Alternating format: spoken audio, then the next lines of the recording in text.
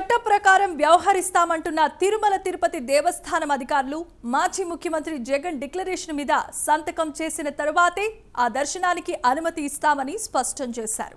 TTD నిబంధనల ప్రకారం అన్య మతస్థులు శ్రీవారి దర్శనానికి వచ్చినప్పుడు ఖచ్చితంగా అఫిడవిట్ సమర్పించాలి.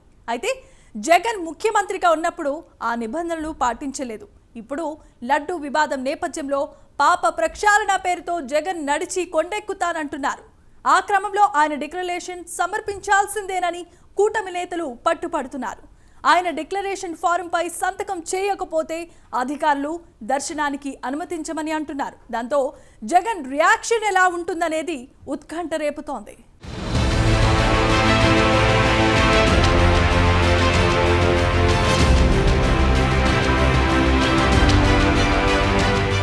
తిరుమల లడ్డూ కల్తీ వ్యవహారంతో మనస్తాపం చెంది డిప్యూటీ సీఎం పవన్ కళ్యాణ్ ప్రాయశ్చిత్త దీక్ష మొదలుపెట్టారు. పవన్ దీక్ష చేపట్టగానే వైసీపీ నేతలు విమర్శలు చేయడం మొదలుపెట్టారు. మరోవైపు సిట్ విచారణ మొదలు కాకుండానే విజిలెన్స్ విచారణలో తిరుమల ప్రసాదాల తయారీలో అపచారం జరిగినట్లు వెల్లడవుతోంది. దాంతో వివాదం ముదురుతూ వైసీపీ అందరికీ టార్గెట్ అవుతోంది. దాంతో మాజీ ముఖ్యమంత్రి జగన్ డ్యామేజ్ కంట్రోల్ చర్యలు మొదలుపెట్టారు.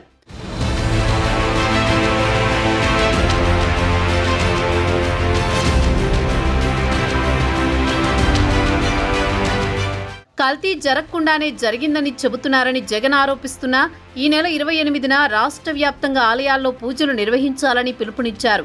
28న జరిగే పూజల్లో వైసీపీ నేతలంతా పాల్గొనాలని జగన్ పిలుపునిచ్చారు. తిరుమల పవిత్రతకు చంద్రబాబు భంగం కలిగించారని, అందుకే పాప ప్రక్షాళన పేరుతో ఆలయాల్లో ప్రత్యేక పూజలు చేస్తామంటున్నారు వైసీపీ నేతలు. అంతేకాదు ఈ నెల 28న జగన్ స్వయంగా తిరుమల వెళ్లనున్నారు. శ్రీవారిని దర్శించుకొని పాప ప్రక్షాళన పూజ చేస్తామంటున్నారు.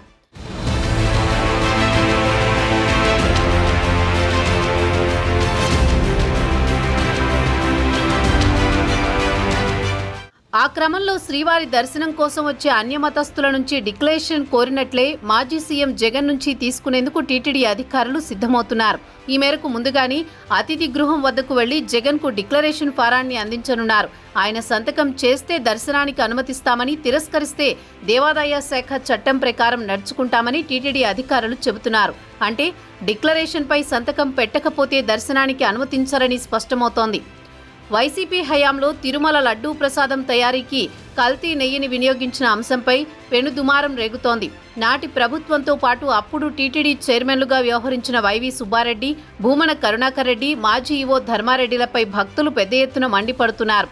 ఈ వ్యవహారం నడుస్తుండగానే తిరుమల శ్రీవారి దర్శనానికి వచ్చేందుకు జగన్ సిద్ధమయ్యారు. అన్యమతస్థుల్లో సామాన్యులు శ్రీవారి దర్శనానికి వచ్చినప్పుడు 17వ కంపార్ట్మెంట్ వద్ద డిక్లరేషన్పై సంతకం చేయించుకుంటారు. వీఐపీలు వచ్చినప్పుడు అధికారులే అతిథి గృహం వద్దకు వెళ్లి సంతకాలు తీసుకుంటారు. జగన్ శుక్రవారం తిరుమల వస్తే అతిథి గృహం వద్దకు వెళ్లి తీతీదే నిబంధనలు, దేవాదాయ శాఖ చట్టంలోని అంశాలను ఆయనకు వివరించి డిక్లరేషన్పై సంతకం కోరనున్నారు.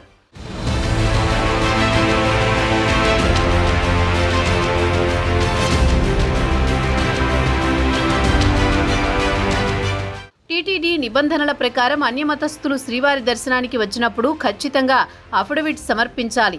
దేవాదాయ శాఖ చట్టం 30/1987ని అనుసరించి 1990లో అప్పటి ప్రభుత్వం ఒక జీవోను విడుదల చేసింది. దాని ప్రకారం హిందువులు కాని వ్యక్తులు అంటే అన్యమతస్థులు శ్రీవారి ఆలయంలోకి ప్రవేశించాలంటే ముందుగా డిక్లరేషన్ ఫారంపై సంతకం పెట్టాలి. తాను వేరే మతానికి సంబంధించిన వ్యక్తినని, అయినా శ్రీ వెంకటేశ్వర స్వామిపై నమ్మకం, గౌరవం ఉన్నందున తనను దర్శనానికి అనుమతించాలని కోరుతూ వివరాలు పొందుపరిచి సంతకం చేయాలి.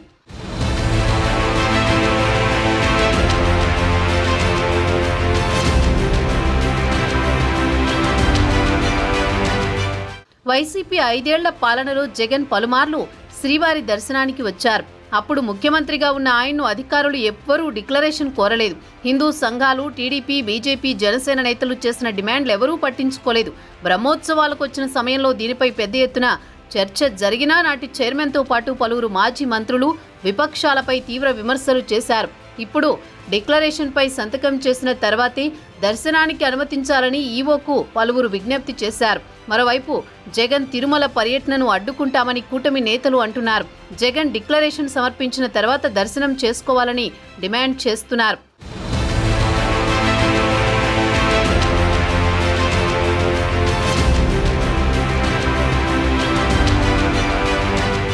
మరి ముఖ్యమంత్రిగా ఉన్నప్పుడు ఏనాడు టీటీడీ నిబంధనలు పాటించని జగన్ ఇప్పుడు డిక్లరేషన్ ఇస్తారా అన్నది ఉత్కంఠ రేపుతోంది.